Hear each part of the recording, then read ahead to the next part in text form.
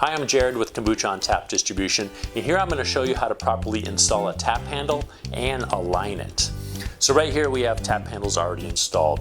One of the common things that happens is if the tap handle is taken off for some reason, it just threads off.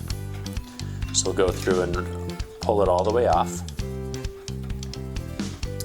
And then if the cleaning's happening, something like that, we're going to go ahead and reinstall it. It really does just a matter of threading it back on, and you want to make sure that it lines on, and it should go on there very easily. If you're having a really struggle with it, you're potentially cross-threading it, so make sure you pull it back off and then go to where it goes on nice and smoothly, or potentially you need to clean the threads so they're not dirty. Okay, so now we've got this already down, and look, the tap handle's not lining up properly. It's not saying what we want it to say on the face of it. So what we need to do here is go ahead, and this little adjusting nut here is what allows you to get that lined up properly. So we'll back the tap handle up until it faces forward, the logo that we want to have there. And then we'll go ahead and take this little tensioner here and we snug it up to the handle. So that's how you get it to where it properly faces, and now the tap handle is secure on there too. So when you're pouring, you're not having to worry about anything slopping around.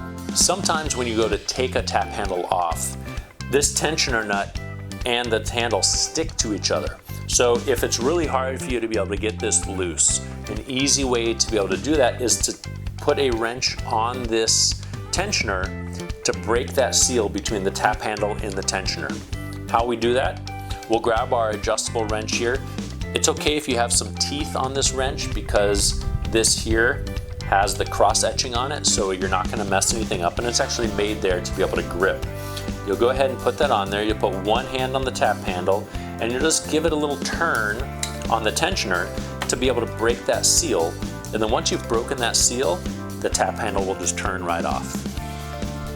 So it makes it significantly easier to be able to get the tap handle off, because sometimes if they're sealed together, all you're going to do is you're going to remove this wooden part off of this part here, and this is going to be stuck on here, and then it's going to be difficult for you to either be able to change the tap handles to a different flavor or potentially put the tap handle back on. So remember, put the wrench on the tensioner here, and that's going to make your removal job significantly easier.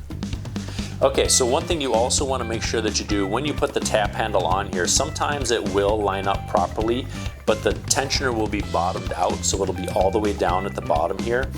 You'll want to make sure this has a little bit of movement. So if you come down and the tensioner is all the way on the bottom, you get the tap handle on here and it actually does line up properly. This one's not showing it, but if you tighten it all the way down, it actually does bottom out.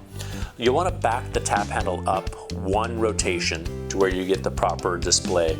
And then you'll want to rotate the tensioner up to the tap handle to make it snug. This will make the tap handle move a lot better, and also in case this gets connected, you actually have a little bit of room to be able to back that tensioner off to make it line up.